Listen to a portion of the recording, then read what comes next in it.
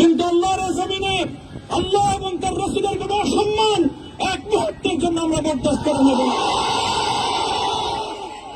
আমরা আমাদের সর্বোচ্চ ত্যাগ এবং কোরবানি স্বীকার করতে প্রস্তুত রয়েছি, জীবন দিতে প্রস্তুত রয়েছি।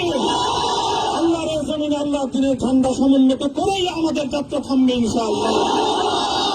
হয়তো শাহাদাত, নয়তো খেলাফত ইনশাআল্লাহ।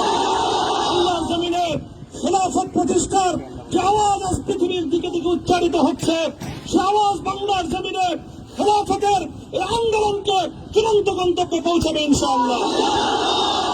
আমি বাংলাদেশের আলেম সমাজ, হেফাজতে ইসলাম বাংলাদেশ সহ বাংলাদেশ খেলাফত মজলিস সহ সকল ভাতৃপ্রতিম সংগঠন, সকল ধর্মপ্রাণ, ইসলামপন্থী বিভিন্ন ছোটখাটো মতবিরোধ, মত পার্থক্যের ঊর্ধ্বে উঠে যারা এলায়ে কালেমাতুল্লাহর